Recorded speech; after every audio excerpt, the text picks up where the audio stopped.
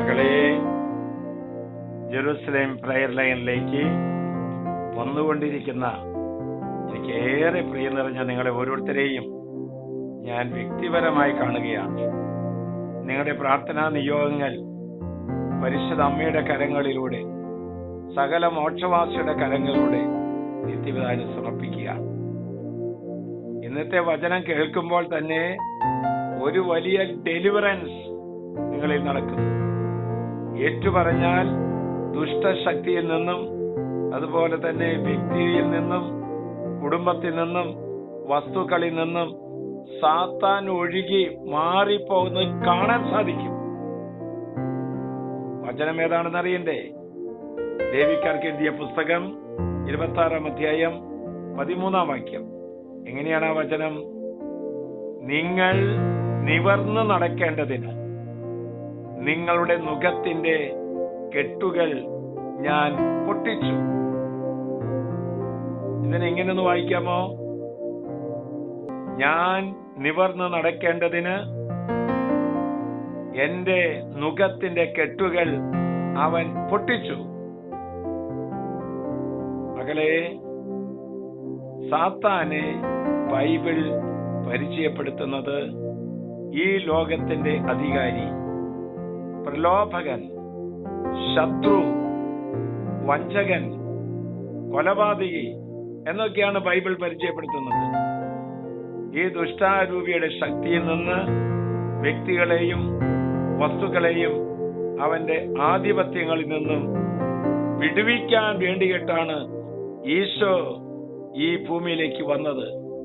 കെട്ടുകൾ പൊട്ടിക്കുന്ന കർത്താവാണ് നമുക്കുള്ളത്. ഈ ബഹിഷ്കരണ പ്രാർത്ഥനയില് ഇപ്പോൾ പറയുന്നൊന്ന് ശ്രദ്ധിക്കണേ. 3 കാര്യങ്ങൾ. ഈ യേശുവിന്റെ നാമം, ഈശോയുടെ കുരിശ്, തിരുരക്തത്തിന്റെ ശക്തി, ഈ 3 ആത്മീയ ആയുധമാണ് ബഹിഷ്കരണ പ്രാർത്ഥനയ്ക്ക് ആത്മീയ പിതാക്കന്മാരെടുത്ത് ഉപയോഗിക്കുന്നത്. ഏതൊക്കെയാണ്? ഈശോയുടെ നാമം, ഈശോയുടെ കുരിശ്, തിരുരക്തത്തിന്റെ ശക്തി. ഈ ആയുധങ്ങളാണ് ഡെലിവറൻസിന് പുരോഹിതർ എടുത്ത് ഉപയോഗിക്കുന്നത്. അത് ആത്മായർക്കും ഒക്കെ നമ്മുടെ വീടുകളിലൊക്കെ കൂടെ ചെയ്യാവുന്ന കാര്യമാണ്. യേശുവിന്റെ സാന്നിധ്യവും വചനവും മതി പിശാചിനെ അട്ടിപായിക്കാൻ. ഇന്ന് കുടുംബത്തിൽ ഒരു കാര്യം നടക്കുന്നില്ല, മക്കൾക്ക് പഠിക്കാൻ പറ്റുന്നില്ല, കുട്ടികൾ തമ്മിൽ വഴക്കുകൂടലാണ്, ഭാര്യാഭർത്തൃ സംശയങ്ങൾ, എല്ലാം സംശയ രോഗങ്ങൾ, ഇങ്ങനെ പലതരത്തിലുള്ള കാര്യങ്ങൾ ഉണ്ടാകുന്നുണ്ട്. അതിനെ ആട്ടിപ്പായിക്കാൻ യേശുവിന്റെ നാമത്തിൽ അനേകരിൽ നിന്ന് അശുദ്ധാത്മാക്കളെ പുറത്താക്കാനും രോഗികളെ സുഖപ്പെടുത്താനും യേശു അപ്പസ്തോലന്മാരെ അധികാരപ്പെടുത്തി. ശ്രദ്ധിക്കണേ, 5 കാര്യങ്ങൾ. വചനം സൗഖ്യം നൽകും, വചനം വിടുതൽ നൽകും, വചനം മാനസാന്തരം നൽകും, വചനം അഭിഷേകം നൽകും, വചനം സമാധാനം നൽകും. മക്കളെ, വചനം സാത്താനെതിരെയായിട്ടുള്ള ആയുധമാണ്.